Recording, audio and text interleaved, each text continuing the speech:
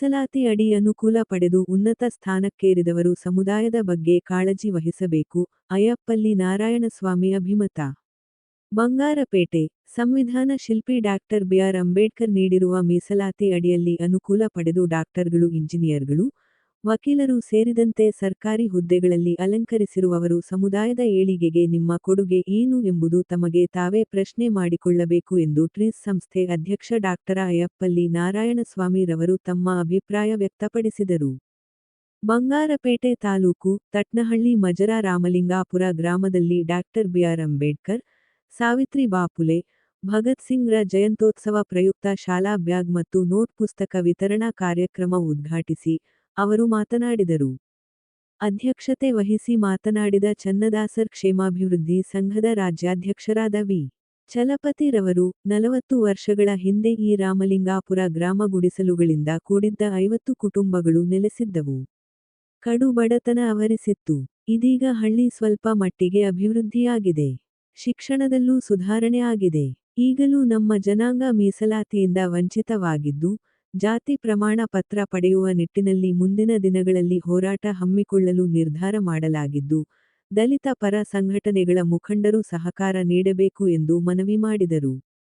ಈ ಸಂದರ್ಭದಲ್ಲಿ ಮುಖಂಡರುಗಳಾದ ಹೂವರಸನಹಳ್ಳಿ ರಾಜಪ್ಪ, ಸಿದ್ದನಹಳ್ಳಿ ಯಲ್ಲಪ್ಪ, ಲಕ್ಷ್ಮಮ್ಮ, ಕಲಾವಿದ ಯಲ್ಲಪ್ಪ, ಚಂದ್ರಪ್ಪ, ಹುಣಸನಹಳ್ಳಿ ವೆಂಕಟೇಶ್ ಸೇರಿದಂತೆ ಇತರೆ ಮುಖಂಡರು, ಗ್ರಾಮಸ್ಥರು, ಶಾಲಾ ಮಕ್ಕಳು ಭಾಗವಹಿಸಿದ್ದರು.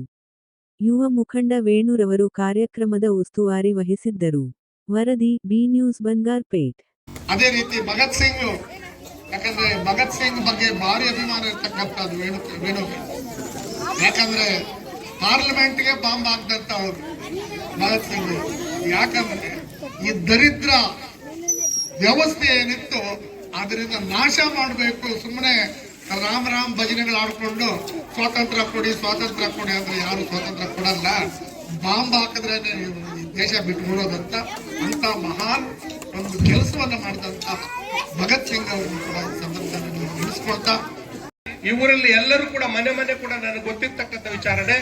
ದಯವಿಟ್ಟು ಬಾಬಾ ಸಾಹೇಬ್ ಅಂಬೇಡ್ಕರ್ ಅವರು ಮತ್ತು ಭಗತ್ ಸಿಂಗ್ ಮತ್ತು ಸಾವಿತ್ರಿ ಬಾಪುಲೆ ಅವರನ್ನ ಇವತ್ತು ನೆನೆಯಬೇಕಾದ್ರೆ ಇಲ್ಲಿರ್ತಕ್ಕಂಥ ವೇಣು ಮೂಲಾಧಾರವಾಗಿ ನಮಗೆ ಸಿಕ್ಕಿದ್ದಾನೆ.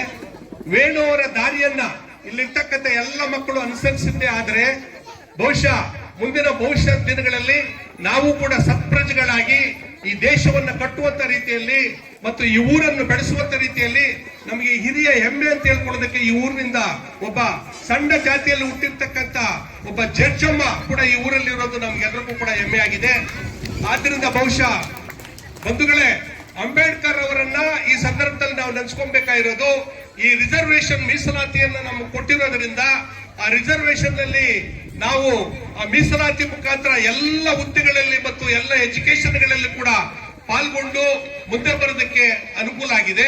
ಅದೇ ರೀತಿಯಲ್ಲಿ ನಮ್ಮ ಮಧ್ಯದಲ್ಲಿ ಕೂಡ ರಿಸರ್ವೇಶನ್ ನಲ್ಲಿ ಬಂದಿರತಕ್ಕಂತ ಚಲಪತಿ ಅನ್ನೋ ಒಬ್ಬ ಹೈಯೆಸ್ಟ್ ಹುದ್ದೆಗೆ ಹೋಗಿ ಆ ಹುದ್ದೆಯಲ್ಲಿ ನಿವೃತ್ತರಾಗಿ ನಮ್ಮ ಮಧ್ಯದಲ್ಲಿ ಬಂದು ಪ್ರತಿಯೊಂದು ಕಾರ್ಯಕ್ರಮದಲ್ಲಿ ಭಾಗವಹಿಸ್ತಾ ಒಂದು ಚನ್ನದಾಸರಿ ಸಮುದಾಯವನ್ನ ರೆಪ್ರೆಸೆಂಟ್ ಮಾಡೋದಕ್ಕೆ ಈ ದೇಶಕ್ಕೆ ಭಾಗಿಯಾಗಿದ್ದಾನೆ ಮತ್ತು ಈ ಊರಿಗೆ ಭಾಗಿಯಾಗಿದ್ದಾನೆ. ಕರ್ನಾಟಕ ರಾಜ್ಯದಲ್ಲಿ ಚನ್ನದಾಸರಿ ಸಂಘದ ಒಂದು ಅಧ್ಯಕ್ಷರಾಗಿ ಕೂಡ ಕೆಲಸ ಮಾಡ್ತಾ ಇದ್ದಾರೆ.